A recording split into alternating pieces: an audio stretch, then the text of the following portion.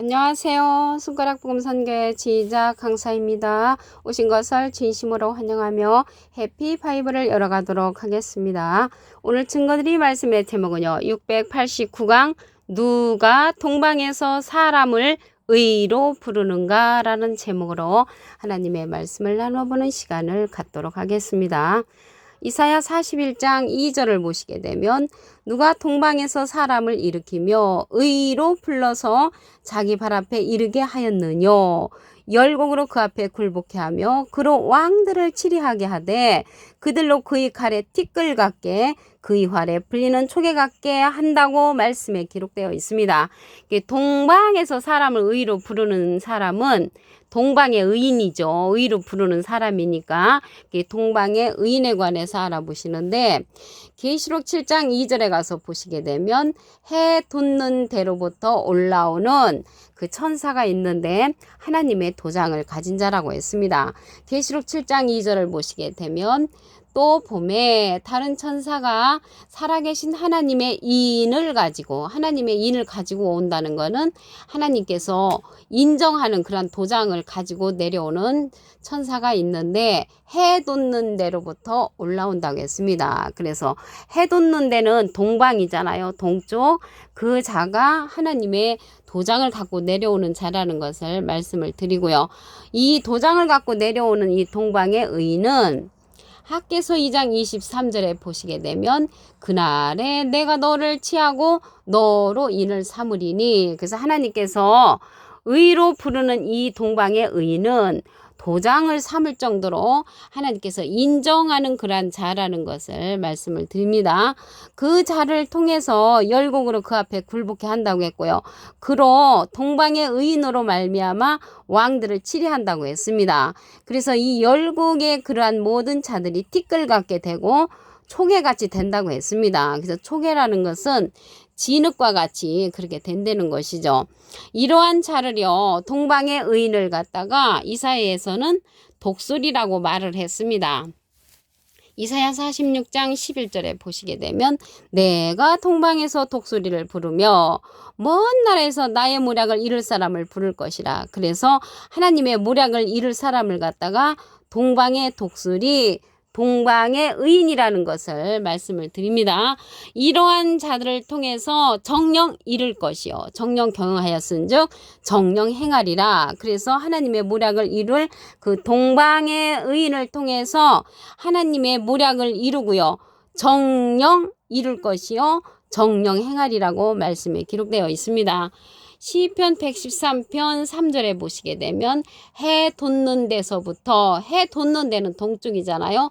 동쪽에서부터 여호와의 이름이 찬양받으신다고 했고요. 이제부터 영원까지 여호와의 이름을 찬송할지라고 말씀에 기록되어 있습니다. 그러면 이 동방의 독수리가 계시록에 가서는 땅에 거하는 자들에게 예언을 하는 자로 출현을 합니다. 계시록 8장 13절을 보시게 되면 내가 또 보고 들으니 공중에 날아가는 독수리가 큰 소리로 이르되, 그래서 큰 소리로 이르는 거는 사람 독수리라는 것을 알 수가 있고요. 땅에 거하는 자들에게 화가 있을 것을 예언하는 그러한 독수리라는 것을 알 수가 있습니다. 그래서 이 독수리는 예언을 하는 그러한 사명자로서 여기 공중은 하늘이거든요. 하늘에 속한 자, 하늘에 속한 하나님의 사명자라는 것을 말씀을 드리고요. 그러면 이 하늘에 관해서 잠시 알아보도록 하겠습니다. 이사야 66장 1절에 보시게 되면 하늘은 나의 보좌요. 그래서 하나님의 보좌가 하늘이고요. 예레미야 3장 17절에 보시게 되면 여호와의 보좌가 예루살렘이라고 했습니다. 예루살렘이 여호와의 보좌라라고 기록되어 있고요. 그런데 이제 이 예루살렘이 여호와의 보좌인데 중동에 있는 그런 예루살렘을 말하는 것이 아니고요. 다시 택한다고 했습니다. 스가랴 2장 12절에 보시게 되면 여호와께서 장차 유다를 취하여 거룩한 땅에서 자기 소유를 삼으시고 다시 예루살렘을 택하시리니. 그래서 다시 택하는 예루살렘이 여호와의 보좌가 되고 하늘이라는 것을 알 수가 있습니다. 그러면 다시 택하는 이러한 예루살렘은 스가랴 8장 3절에 보시게 되면 예루살렘 가운데 거하리니 하였으니 예루살렘은 진리의 성읍이라고 했습니다. 그래서 공중에 거한다는 것은 진리의 성읍에 거한다는 것이죠. 진리는 하나님의 말씀을 상징을 하지요. 그래서 이러한 동방에서 사람을 일으키는데 누가 일으키냐는 것이죠. 누가 일으키는가 말씀을 보도록 하겠습니다. 이사야 41장 4절을 보시게 되면 이 일을 누가 행하였느냐 나 여호와라. 그래서 여호와께서 동방의 의인을 일으킨다는 것을 알 수가 있고요. 여호와께서 일으키시는데 태초에도 여호와께서 일으키시고요. 나중에 있을 자도 곧 여호와께서 일으키신다고 말씀에 기록되어 있습니다. 이사야 41장 25절을 보시게 되면 내가 한 사람을 일으켜 북방에서 오게 하며 내 이름을 부르는 자를 해돋는 곳에서 오게 한다고 했습니다. 해돋는 곳은 동방이죠. 동방, 동쪽을 가리킵니다. 다니엘서 2장 44절에 보시게 되면 이 열왕의 때에 하늘에 하나님이 한 나라를 세우시리니 이것은 영원히 망하지도 아니할 것이요 그 국권이 다른 백성에게로 돌아가지도 아니하고요 도리어 모든 나라를 쳐서 멸하고 영원히 설 것이라고 했습니다. 영원히 서는 그 나라를 동방의 의인을 통해서 하나님께서 이루신다는 것을 말씀을 통하여 알 수가 있습니다. 이사야 41장 4절을 다시 한번 보시면 이 일을 누가 행하였느냐 나 여호와라. 그래서 여호와께서 동방의 의인을 부르신다는 것을 알 수가 있습니다.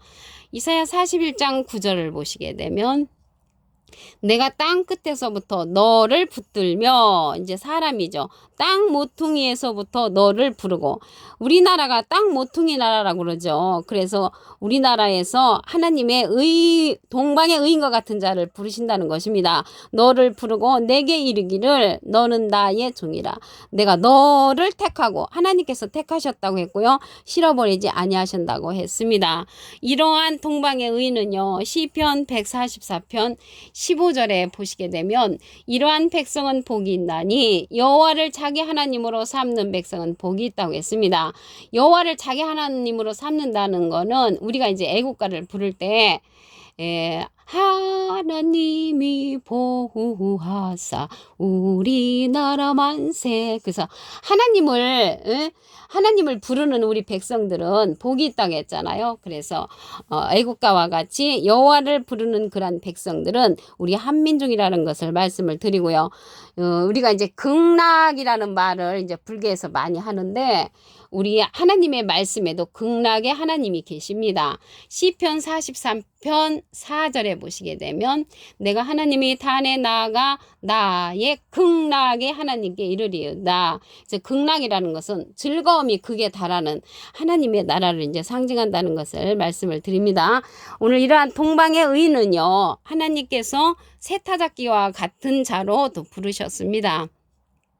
이사야 41장 15절을 보시게 되면 보라 내가 너로 이가 날카로운 세타잡기를 삼으리니 너로라는 것은 사람이죠. 세타잡기를 삼는 그런 자가 있는데 내가 산들을 쳐서 부스러기를 만들 것이며 작은 산들로 겨같게 한다고 했습니다.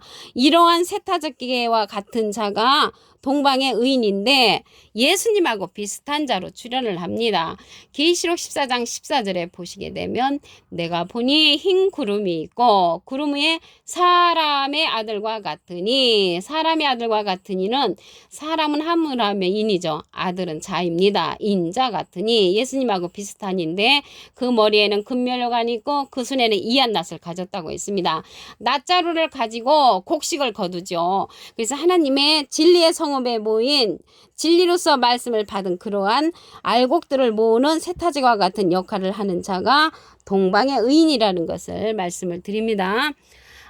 요한복음 4장 37절을 보시게 되면 한 사람이 심고 다른 사람이 거둔다는 말이 옳도다. 그래서 예수님 한 사람 심으신 분은 마태복음 13장 37절에 좋은 씨를 뿌리는 이는 인자요. 그 다른 사람이 거둔다고 했는데 다른 사람이 거둔다는 것은 동방의 의인으로서 예수님과 비슷한 말씀의 낫자루를 가진 계시록 14장 14절에 사람의 아들과 같으니 동방의 의인이라는 것을 말씀을 드립니다. 이사야 41장 2절을 다시 한번 보도록 하겠습니다. 누가 동방에서 사람을 일으키며 의를 불러서 자기 발 앞에 이르게 하였느뇨. 누가 동방에서 사람을 일으키냐면 동방의 의인을 일으키는 자는 하나님이라겠죠. 이사야 41장 4절을 보시면 이 일을 누가 행하였느냐. 나 여호와라. 여호와께서 동방에 의를 일으킬 수 있는 그러한 의인을 불렀다는 것을 알 수가 있고요. 열국으로 그 앞에 굴복해 하며 그로 왕을 치리하게 한다고 했습니다. 그들이 티끌 같게 되고요. 그의 활에 풀리는 초계 같게 된다고 했습니다. 그래서 이러한 동방의 의는 독수리로서 불림을 받았습니다. 이사야 46장 11절에 보시게 되면 내가 동방에서 독수리를 부르며 먼 날에서 나의 문학을 이룰 사람을 부를 것이라. 그래서 하나님의 문학을 이룰 자가 독수리로서 동방의 의인이라는 것을 말씀을 드립니다. 이러한 자가 또 계시록 8장에 가서 보시게 되면 땅에 거하는 자에게 화가 있을 것을 예언을 합니다. 계시록 8장 13절을 보시게 되면 내가 또 보고 들으니 공중에 날아가는 독수리가 큰 소리로 이르되 땅에 거하는 자들에게 화가 있으리로다. 그래서 땅에 거하는 자들에게 화가 있으니까 우리는 하늘에 거해야 되겠죠. 하늘에 거하려면 하늘에 관해서 알아보도록 하겠습니다. 하늘은 하나님의 보좌라고 이사야 66장 1절에 기록되어 있고요.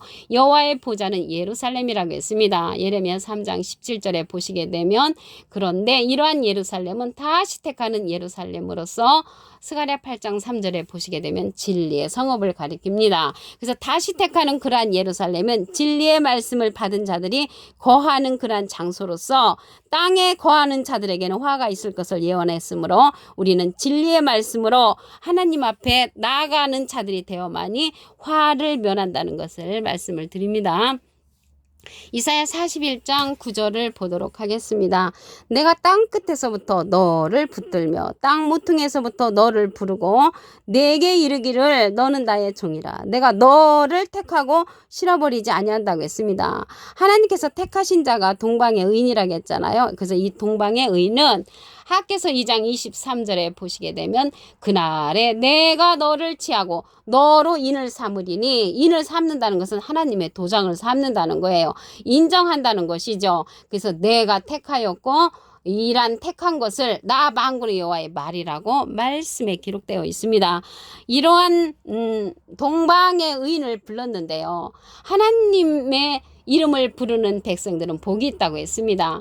시편 144편 15절에 보시게 되면 이러한 백성은 복이 있나니 여호와를 자기 하나님으로 삼는 백성은 복이 있다고 했습니다. 우리는 애국가에 하나님이 보호하사 우리나라 만세라고 전 국민이 다 부르고 있죠. 그래서 우리나라는 복된 나라라는 것을 알 수가 있고요. 극락의 하나님을 보도록 하겠습니다. 시편 43편 4절에 보시게 되면 내가 하나님의 단에 나아가 나의 극락의 하나님께 이르리이다. 극락이라는 것은 낙원의 제일 극이다라는 그러한 즐거운 곳이라는 것이죠.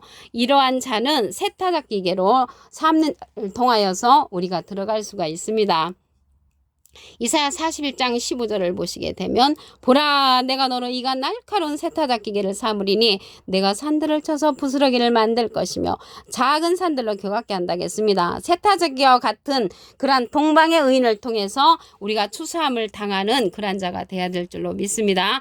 계시록 14장 14절에 가서 보시게 되면 내가 보니 흰 구름이 있고 구름 위에 사람의 아들과 같은 이가 앉았는데 그 손에 이한 낫을 가졌다고 했습니다. 말씀의 낫자루를 가진 자죠. 사람의 아들과 같은 이는 예수님과 비슷한 자로서 곡식을 추수하는 자입니다. 요한복음 4장 37절을 보시게 되면 한 사람이 심고 다른 사람이 거둔다는 말이 옳도다. 한 사람 심으신 분은 예수님이시고요. 다른 사람이 거둔다겠는데 거두는 자는 동방의 의인으로서 계시록 14장 14절에 보면은 구름 위에 앉아서 사람의 아들과 같은 이로서 이한 낫으로 추수를 하는 그런 사명자라는 것을 알 수가 있습니다. 그래서 뿌리는 이는요, 여기 한 사람이 심은 이는 예수님이시죠. 마태복음 13장 37절에 좋은 씨를 뿌리는 이는 인자라고 했고요. 거두는 자는 다른 사람이 거둔다고 했습니다. 여기 한 사람이 심고 다른 사람이 거둔다는 말이 옳도다. 다른 사람 거두는 거두는 자는 동방의 의인 사람의 아들과 같으니가 거둔다고 말씀에 기록되어 있습니다. 오늘 689강 누가 동방에서 사람을 의로 부르는가 라는 제목으로 하나님의 말씀을 나눠보는 시간을 가졌습니다. 감사합니다.